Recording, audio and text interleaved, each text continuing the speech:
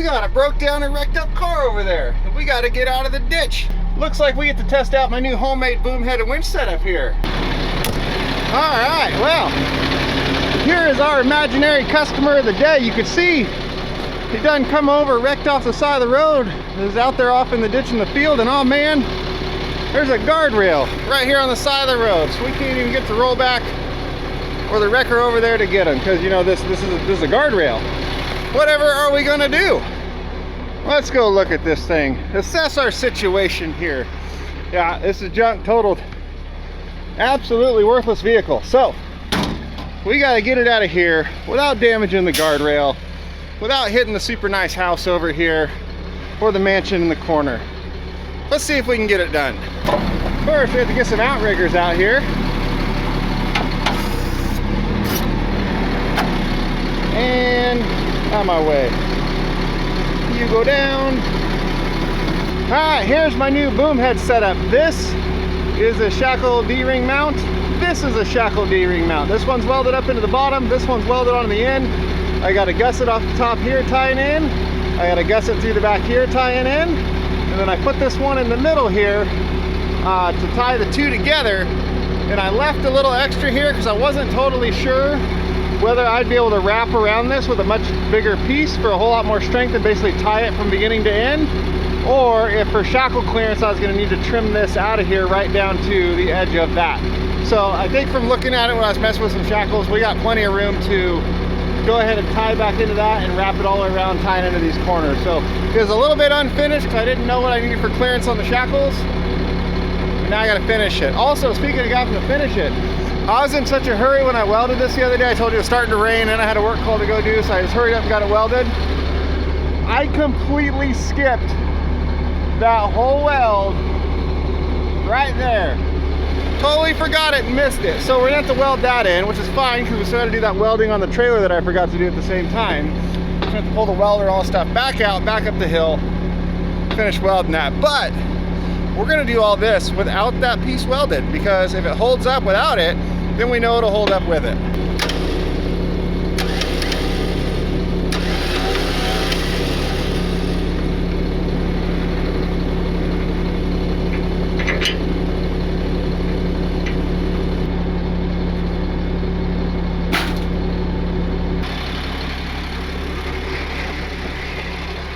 All right, we're gonna get this thing hooked up very carefully into the sturdiest thing we could find, which is nothing on this rig.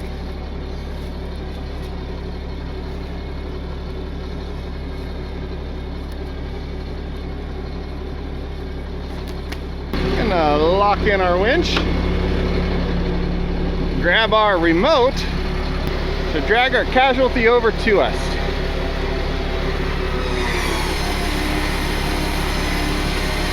And that's a little bit off of center, but that hang and snatch block allows it to pull a little bit side to side. I'm not so worried about the side load on that boom when it's fully retracted and tucked up like this, especially when it's got the locking pin in the pivot.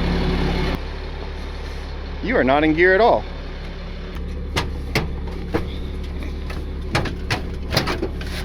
Okay, now it's in gear. Make sure the key's off so it doesn't jump start it. Yeah. Gotta get it pulled up to our guardrail here. It's like coming up on compression and then popping past it, and up on compression and popping past it. I was hoping it would just like slide, but no such luck. All right, don't hurt the guardrail.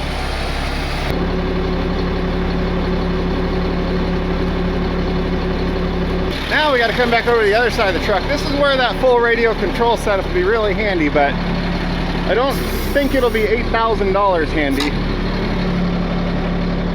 And I'm getting a phone call, hold on. Okay, back to work. We are going to stand the crane up, and in just a little bit I'm going to explain what's all going on here, what the plan is, and why this isn't the plan. You'll see.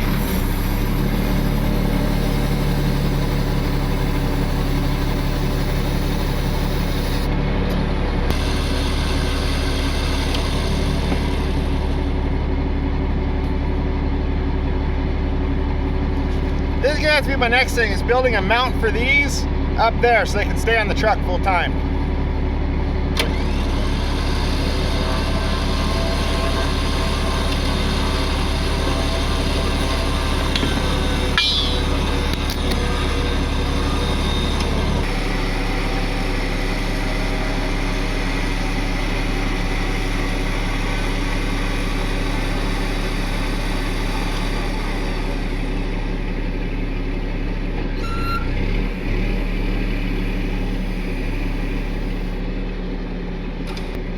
didn't think this through. I should have hung the slings from it first, but that's okay, I'll do it now.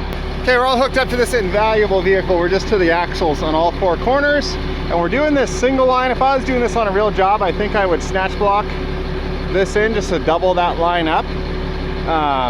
But like right now, I'm kind of doing this in the most least capacity way with a missing weld up there. Kind of like on the fail-safe, well, not fail-safe, on the weak, you get what I'm saying? Let's lift it up.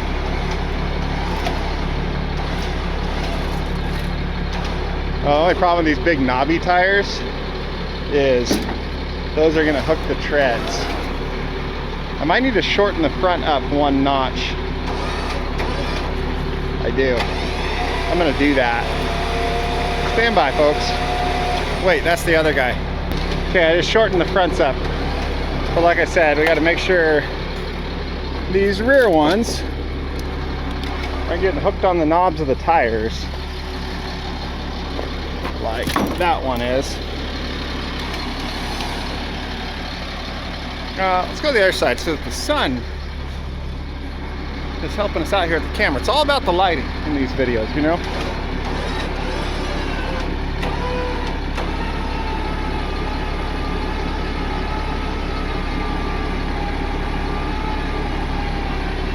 Look at that. We have a jet in the air.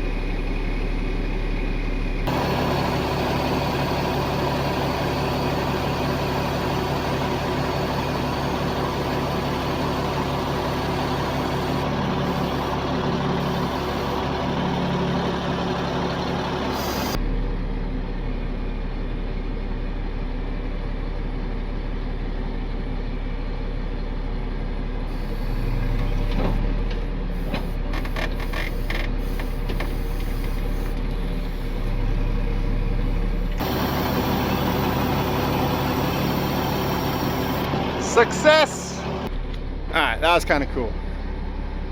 Very, very happy with how that worked out. Yeah. Okay, we have a jet in the air. And I went ahead and I doubled up the line with the snatch block, how I would use it on an actual job if I were doing this, like fitting a wrecked vehicle back up the bank or something like that. I would put a snatch block in it. It's half the load on all the line, half the load on the winch. Same load on the boom head, because obviously both are connected to the boom head and on the boom itself, but less stress on everything else. Now, to clear up a couple things and concerns in the previous video. One big one was that winch does not have a load holding brake in order to hold a load like this, and I'm just relying on the motor. Not true. The Badlands Apex winch, that one, absolutely does have a load holding brake in it, like with pads and everything that lock up and hold the load. And that brake in that winch is rated for the full line pull of the winch. So that brake is rated to hold 12,000 pounds of pull on it. Now, is the winch rated for crane use? No, of course not. But is this crane rated for crane use? No, it's not either.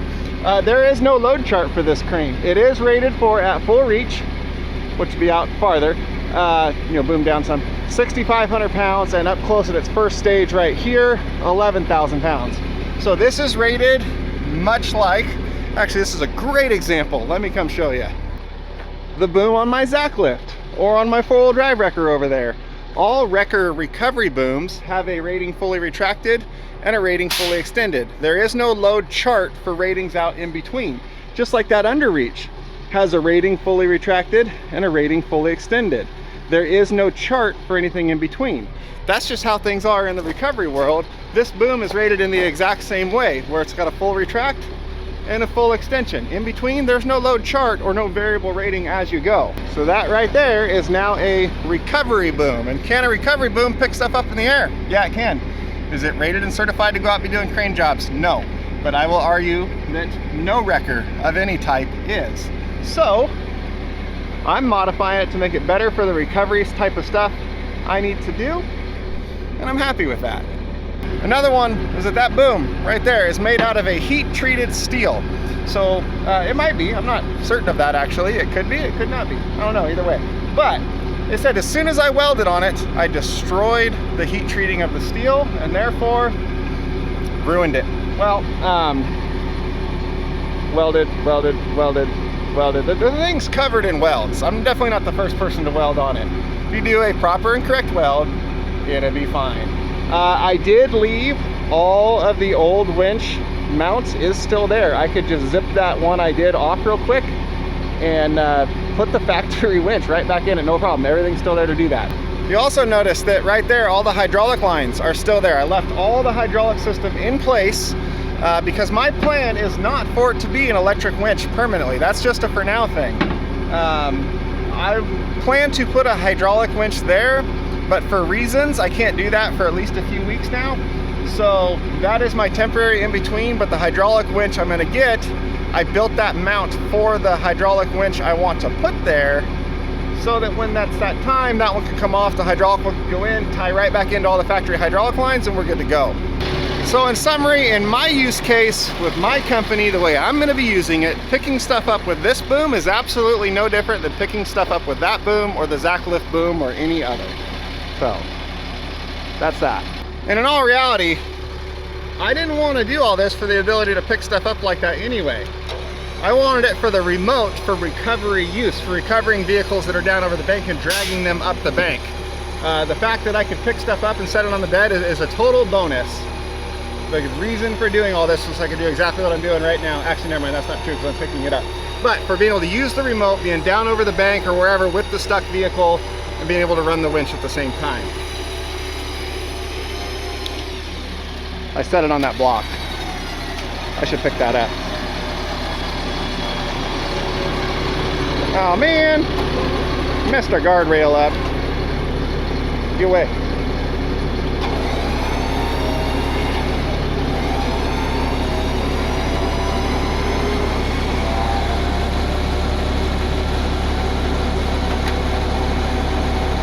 There we go. Now the other big bonus here with doing the electric winch, which is going to change once it's hydraulic, but for now it's a bonus.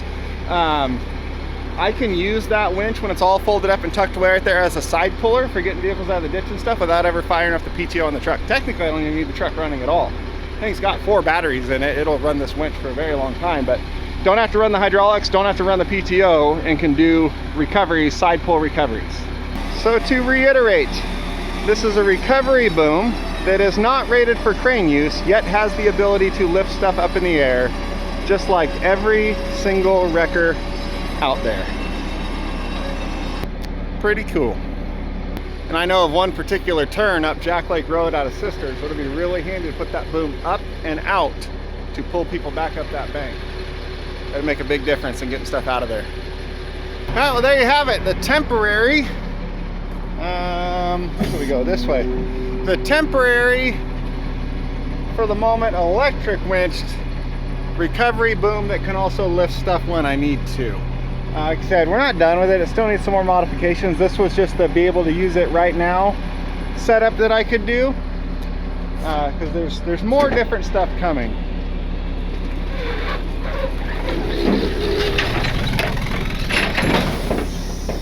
Well, that worked out. All right, get this folded back up.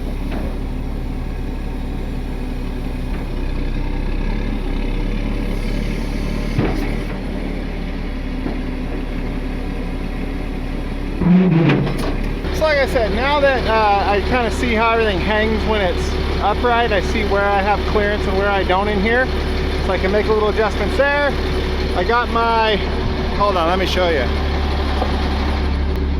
I got my hooks on top so that if I need to pull out off of this, I can run a chain between the two and just extend out into it to tighten the chain, and then none of the force is acting on that extension cylinder. And then as the big bonus for now, if I just need to pull up and have a side puller to do something, I can grab this right here off this winch, run out, tie back into here, do what I ever need to do. And I got a side puller, I don't even need to run the hydraulics. But once this is hydraulic, I'll need to run the hydraulics. So, there you have it. Test run successful. I've got some more welding to do. Need to make some mounts for these, and we'll see you next time.